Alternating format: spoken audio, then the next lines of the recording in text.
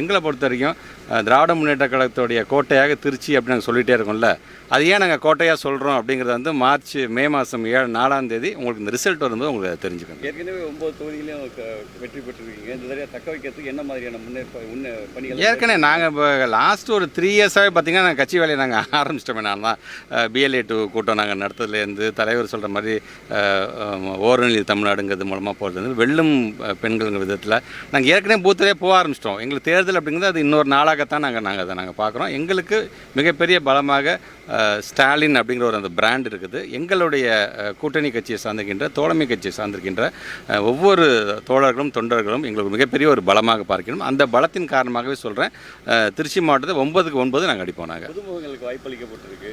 அவங்களுக்கு எப்படி வழி நடத்தணும்? நம்ம 60 பேருக்கு மேலே புதுமுகங்கள் வழங்கியிருக்கிறோம் அப்படின்னு சொன்னாலும் ஏற்கனவே அவங்கெல்லாம் ஃபீல்டில் தங்களுடைய பணிகளை வந்து தொடர்ந்து செஞ்சதன் மூலமாகத்தான் தமிழ்நாட்டோட முதலமைச்சர் கொடுத்துருக்காங்க. உங்களுக்கே தெரியும், இதில் படித்த இளைஞர்களுக்குன்னு பார்த்தீங்கன்னா அட்வொகேட்ஸை 29 பேர் இருக்கிறாங்க, டாக்டர்ஸ் கிட்டத்தட்ட 15 பேர் இருக்கிறாங்க, இன்ஜினியர்ஸ் கிட்டத்தட்ட 17 பேர் இருக்கிறாங்க, முனைவர் பட்டம் பெற்றவங்க கிட்டத்தட்ட ஒரு 7 பேர் இருக்கிறாங்க.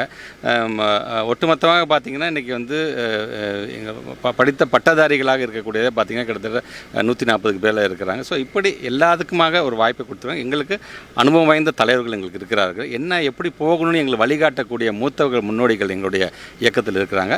செயலாற்றுவதற்கான இளைஞர்களும் இருக்கிறார்கள். ஸோ இந்த ஒரு வெற்றி காம்பினேஷனாக தான் அதை நான் பார்க்குறேன். நான் 4 பேருக்கு மறுக்கப்பட்டிருக்கு சிட்டிங் எம்எல்ஏக்களுக்கு. அவங்களுக்கு மன வருத்தம் இருக்கிறதா சொல்கிறாங்க. அது எப்படி நீங்கள்? இல்லை, இயக்கம் தலைவரை பொறுத்த வரைக்கும் தலைவரோட முடிவு தான் ஃபைனல் முடிவு.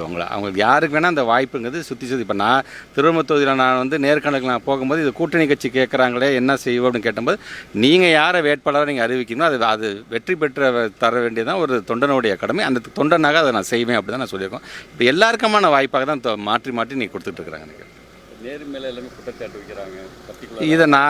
இது வந்து அவங்க எலெக்ஷன் நேரத்தில் ஆளாளுக்கு எதிர்கட்சிக்காரங்க வந்து இதை கையில் எடுக்கக்கூடிய ஒரு இதாக தான் நான் பார்க்குறேன். என்னை பொறுத்த வரைக்கும் இது யாருமே இல்லை. தமிழ்நாட்டோட முதலமைச்சர் மாவட்ட செயலாளர் கூட்டத்தில் கிளியராக சொல்லிட்டாங்க. இதில் வந்து மண்டல பொறுப்பாளர்களோட மாவட்ட செயலாளர்களுடைய பரிந்துரை கூட நான் ஏற்றுக்க மாட்டேன். நான் முழுமையாக என்ன லிஸ்ட்டு தரேனோ அந்த லிஸ்ட்டு அடிப்படையில் தான் வரும். நான் யாரை சொன்னாலும் நிற்கிறது நான் நினச்சி நீங்கள் வேலை பார்க்கணும்னு சொல்லியிருந்தாங்க. அதன் அடிப்படையில் எங்களுடைய வேலைகள் தொடரும்.